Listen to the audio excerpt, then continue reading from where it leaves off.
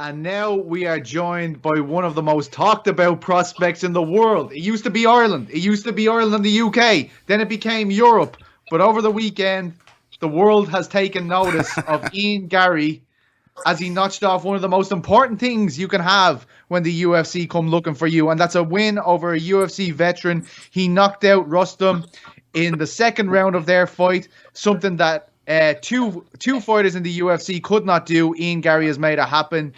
Ian, first of all, how has this been? Does this feel bigger than all the other ones? Because it certainly does to me. Firstly, thanks for having me on, boys. Hope all is well. Secondly, yeah, it is. It feels amazing. Got the finish I wanted, and yeah, no complaints. I mean, everything I said I was going to do, I went out and did. I shut down his wrestling and his grappling. I dominated the grappling. I said I'd be better than him everywhere, and I was. I proved it, and I got the highlight reel finish to go along with it. Did it feel like the hardest fight of your life to date? Because I thought it would be going in, but it didn't look it. No. Lads, I've said this time and time again. Every time I fight someone, the opponents are going to get better, and I'm going to get better, and I'm going to make it look just as easy as it did the first time I fought.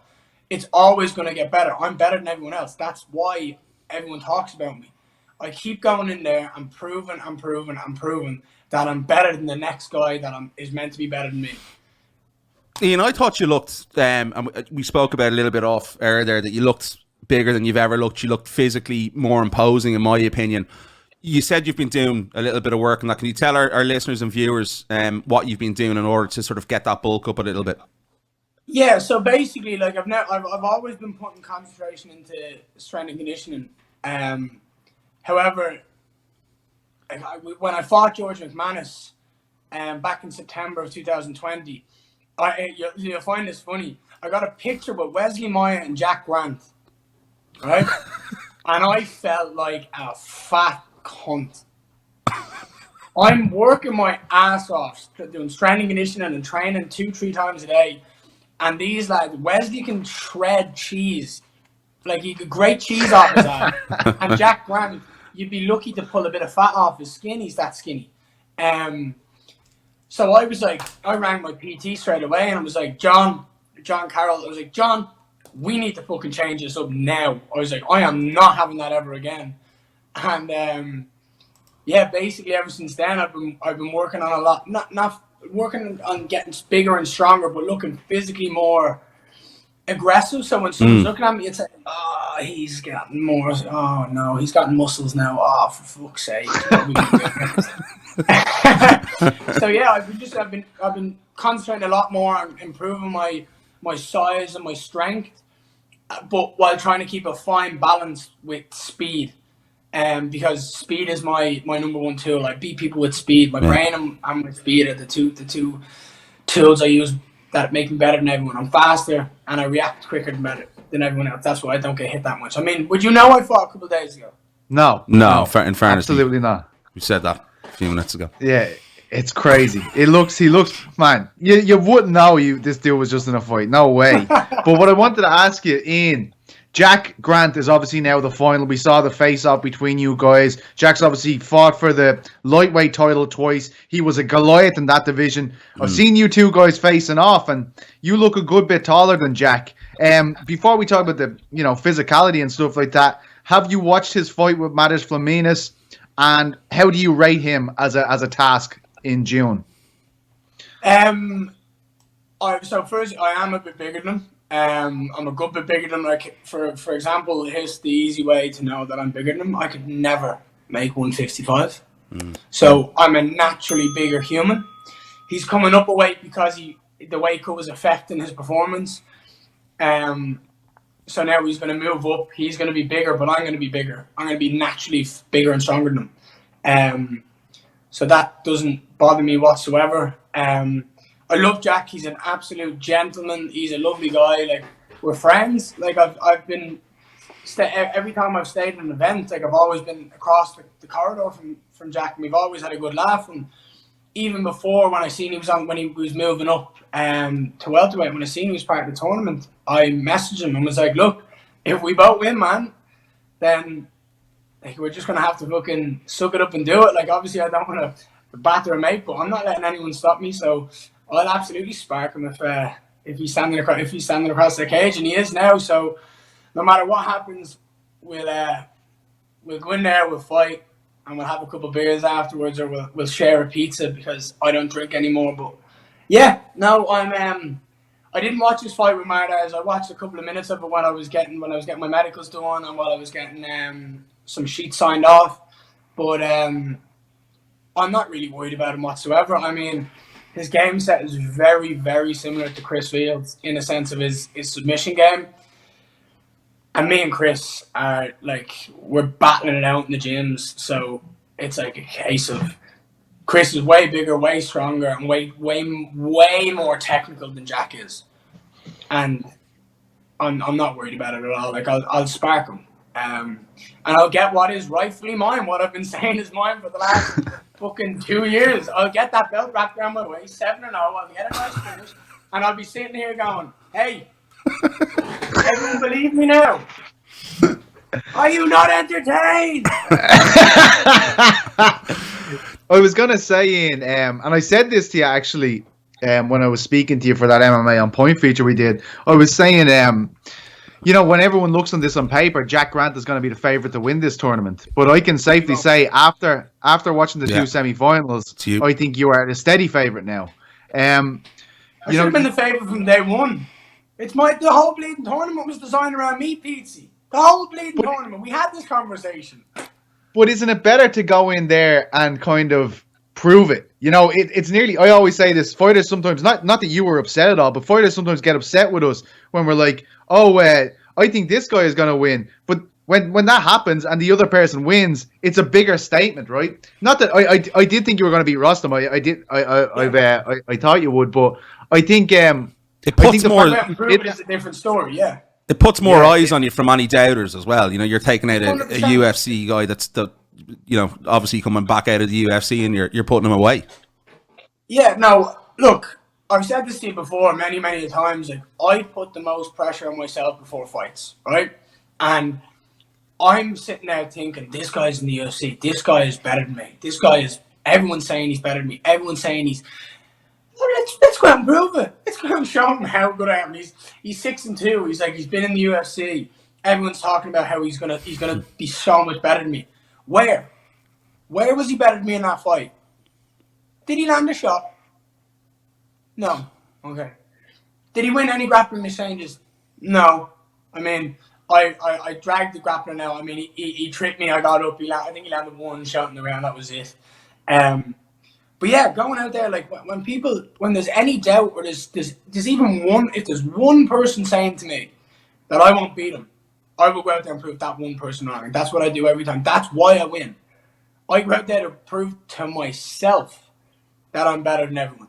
And if one other person doubts it, I'm going to prove them wrong, because there's nothing better in the world than proving you're right and someone else is wrong. in some regards, would you have liked, a long sort of gruely, gritty fight? Are you happy for it just to go that way at this point? Just in terms of, of cage time. Do you see how good looking I am? Do I look like I want to be in a war with someone? I want, if I'm in a 15-minute fight, I said it. I didn't think the finish would come that fast. I thought, because he's a good gas tank, and he's tough and he's durable, I thought it would take till about the third round. Like, I was envisioning in my head. By the way, I called the stoppage. That's something we've been working on. I've been working on since day one, since we signed the contract with Rostam. But we'll get into that in a minute. But I've literally, I need to prove I'm better than everyone. And when I go out there, I don't ever want it to be a close fight.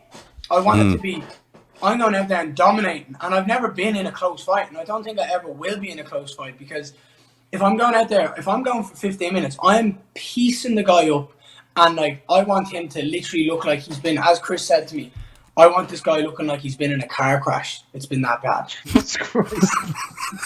Instead, I need to kill the bloke with a head kick.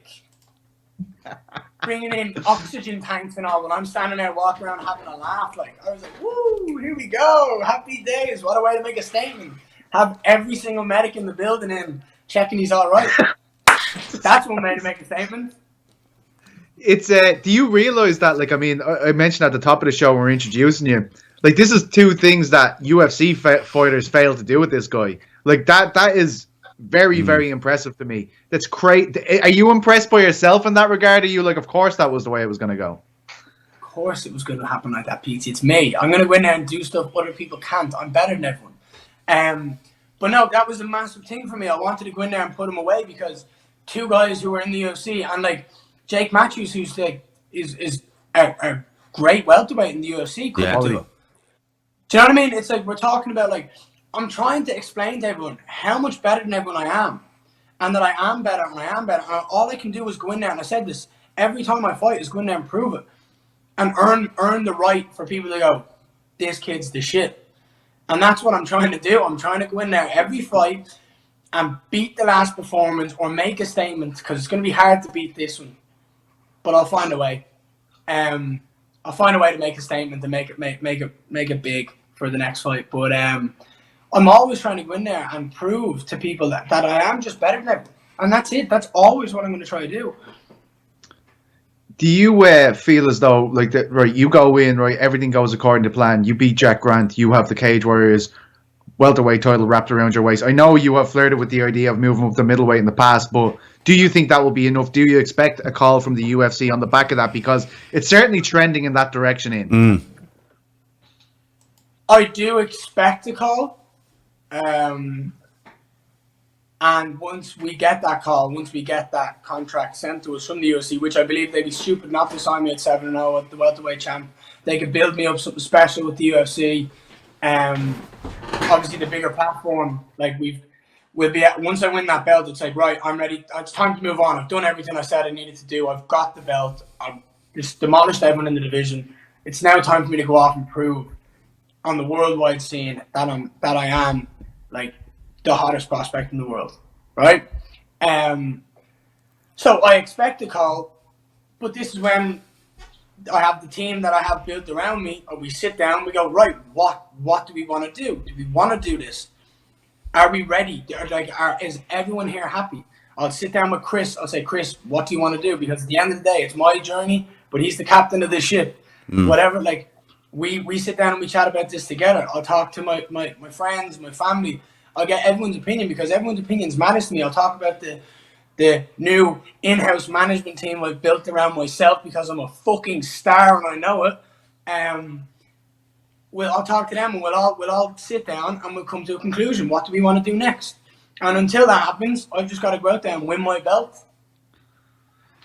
They got some big love for Tom King on the broadcast on Saturday night. Graham Boylan was talking about the fight, and he was saying, if I'm in Garry, I'm going to be just training meticulously with Tom King over and over again. You've mentioned it earlier that Chris Fields has a very similar grappling style as Jack Grant. A lot of Darce chokes, can vary, can go between guillotines. Darce's moves off the chokes very well.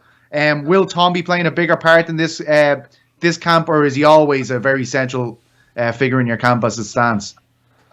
Obviously, due to COVID lately, Tom hasn't been as involved in the camps as I know he would like to be.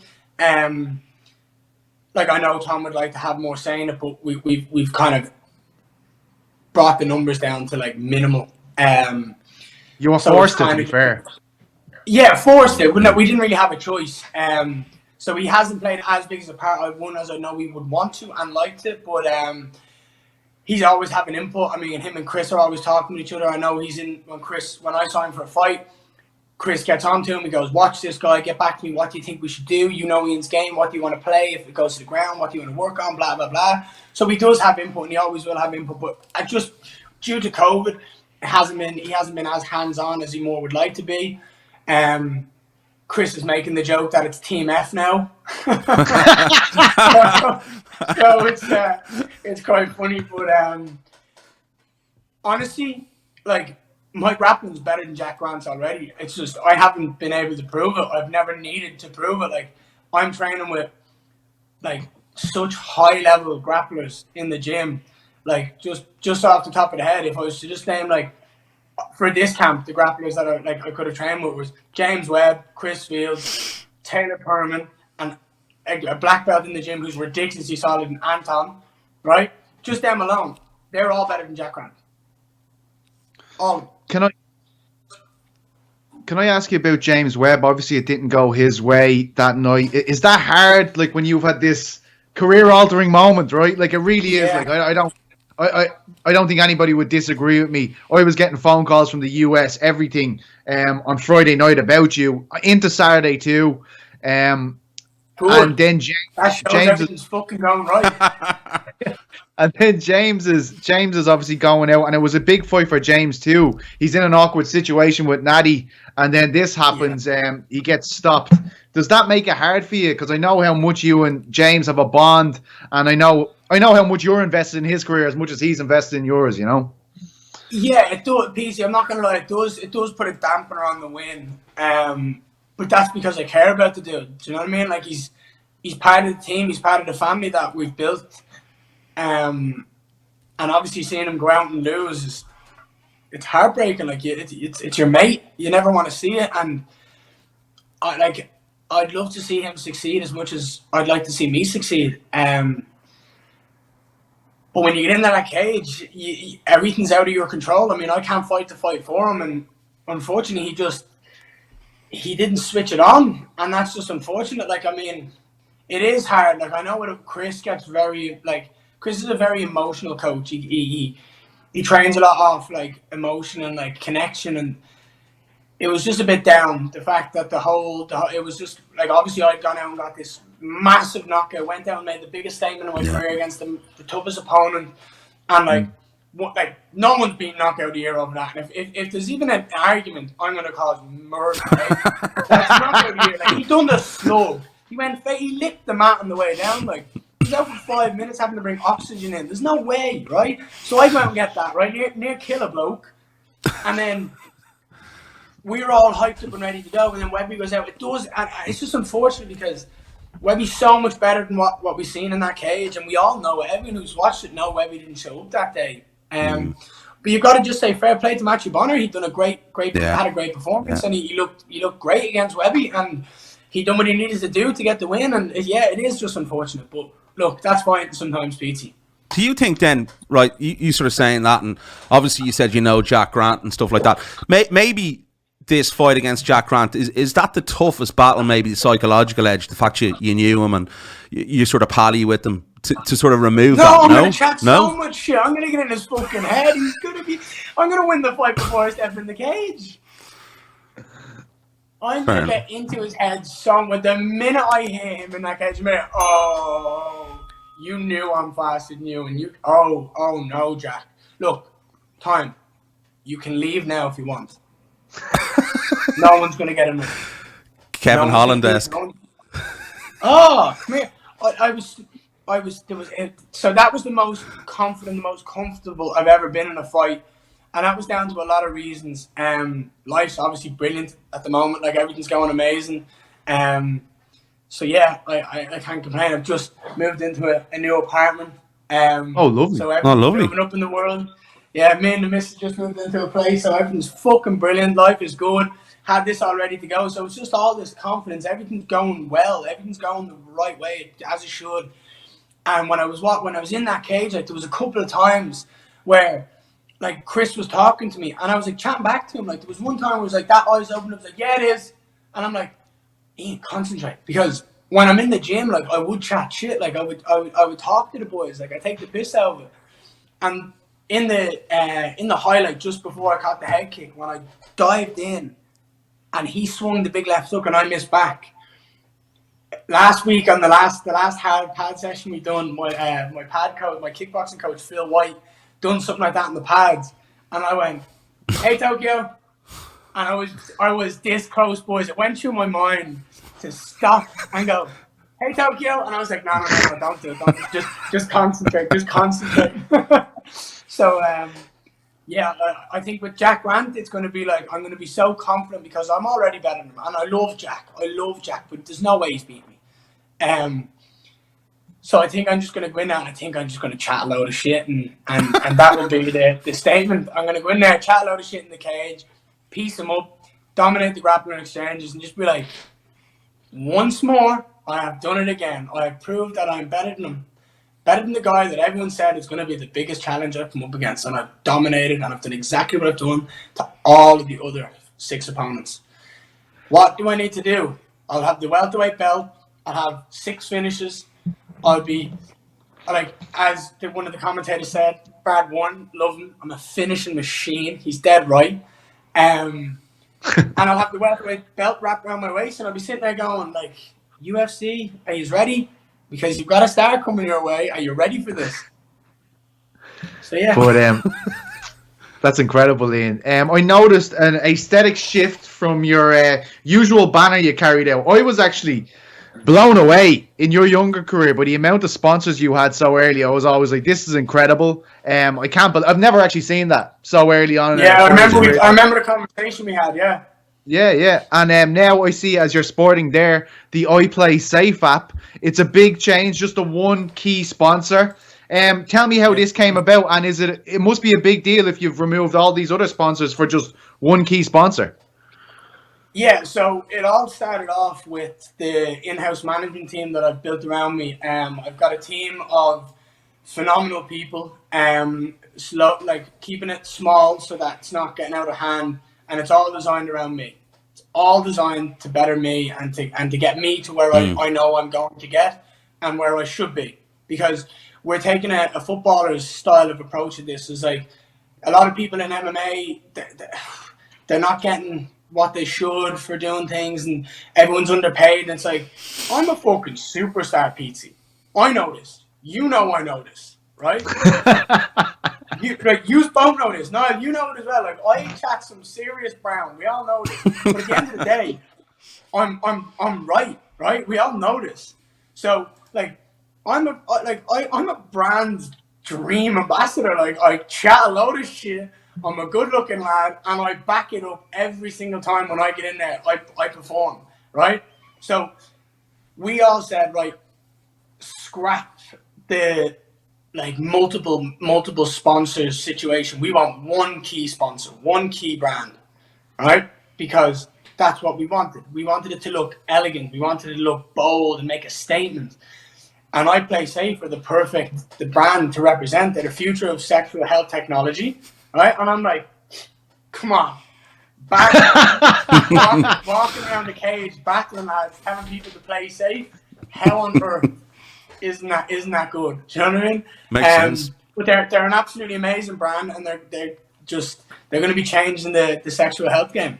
The technology they're bringing is amazing, and yeah, I'm just completely I'm delighted to have them on board, and I'm sure they're absolutely delighted with the exposure they got when I'm walking around with their logo plastered on my chest while your man's getting oxygen pumped into his nose and mouth to wake him back up. But, yeah, you guys did. It's also nice to know to sit there. It's also nice to sit there and be at an event and go, everyone's walking around here like they own this place, and I'm like, there's lads there that are all fighting up to hiring me on the card, and I'm like, I am this show. I am the star of this show. Like, I'm sitting there going, I'm getting, everyone's talking about, the whole thing with, all this old Bellator shit where people are like, oh, we get paid mad amounts of money. It's like, I'm sitting here going, well, I'm making the most money in Cage Warriors. I'm now, because I'm life is good. I'm getting everything I should be. The best fighter. I'm the best brand ambassador someone could have. And I'm just making my way to where I should be. Slowly but surely, we're getting there, right? I have to say, right, you and Layla and Ali put out a video on Reels for iPlay Safe. It was a promotional video. I have never ever got sent a video more in my life with more questions being asked about it. Is there anything you want to tell me here? Is there anything you can share with our audience? Because people are like, what the fuck? Pete, what's going on here? I don't know what's going on here. I don't know. What were people saying? They were like, this is a very cozy relationship here with Ian, Garry, and Layla. Do you know anything about this? And I was like, I didn't even know what you're talking about. Lots So I of was us. wondering, you know. What do you know now? It's not true. Oh my God! Complete lie. Not true. No idea what they're talking about. There we there- go. That answer your question? Brilliant. Happy birthday, Linda. Happy birthday. Yeah, they said happy birthday. Oh, brilliant. I think that answers your question. Yes, so everything's good, man. Life is good, no complaints, as you can probably tell. That's half the reason why I have a massive smile on my face all the time lately. We're delighted for you. More power to Great you, my stuff. good man.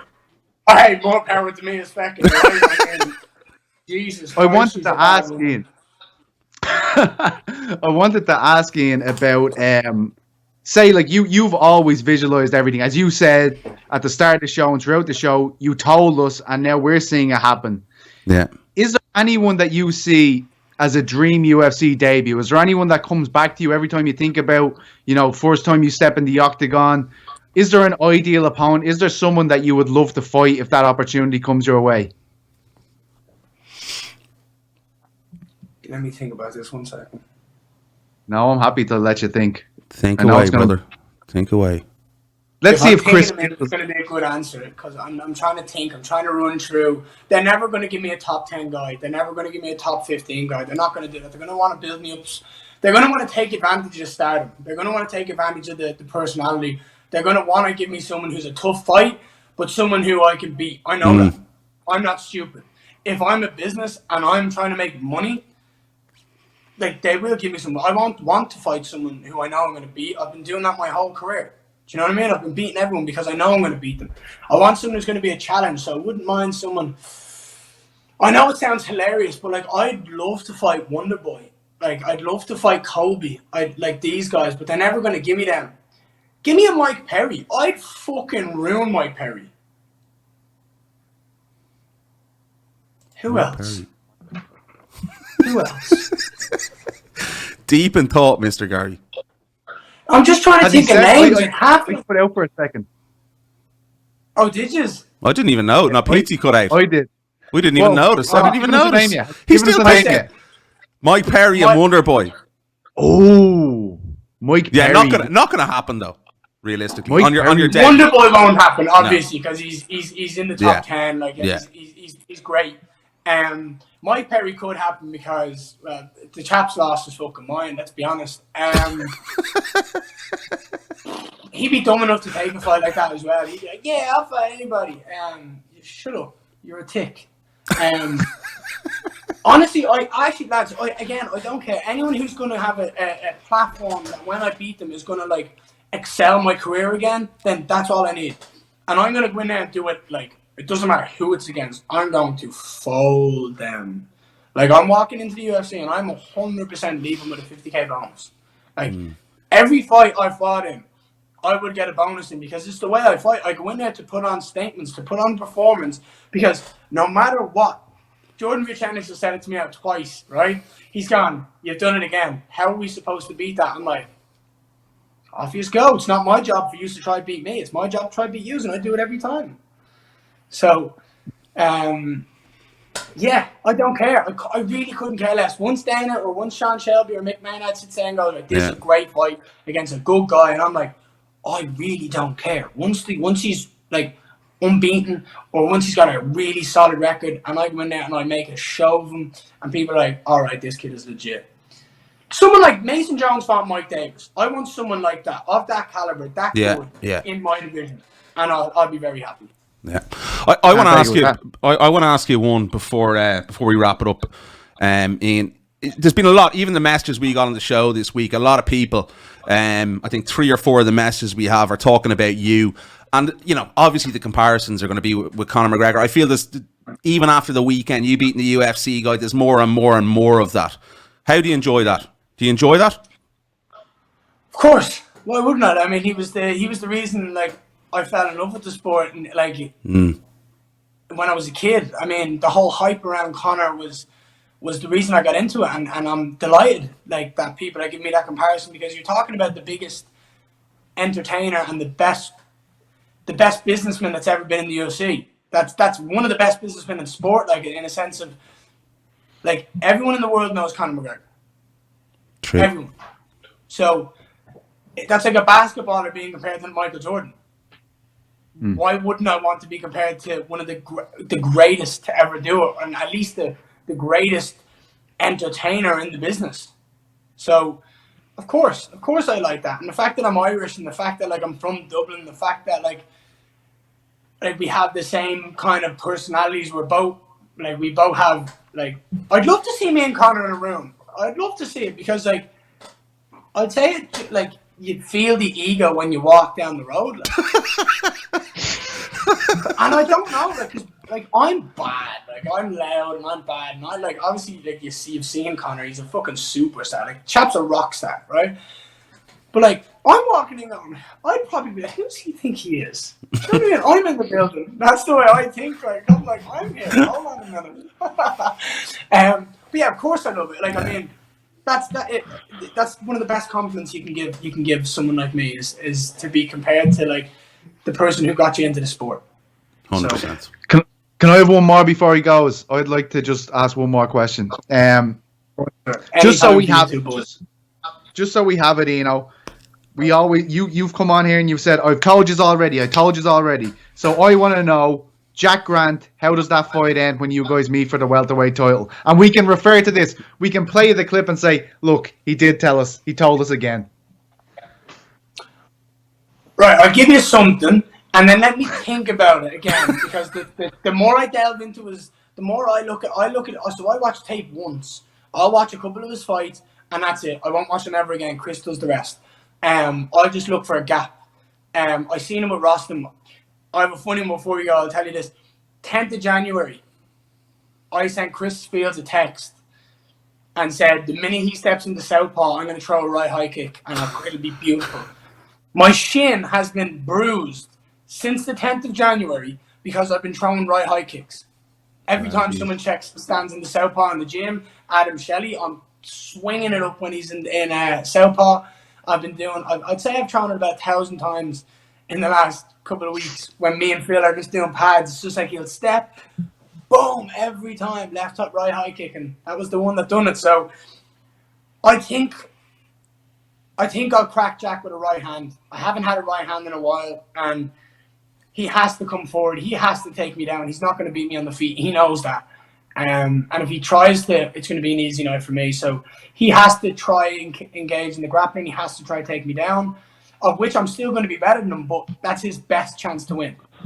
So I reckon I'll crack him with a shot on the way in, and I'll sit him down, and I'll beat him. And it'll be annoying to do because I like Jack, and I want to see him do well, but no one's stopping me from getting to where I want to be, and that's plain and simple. I don't care who it is. If it's my best mate, my dad, my mom, Chris, I don't care. I'm gonna do what I need to do to get to where I want to be. So yeah.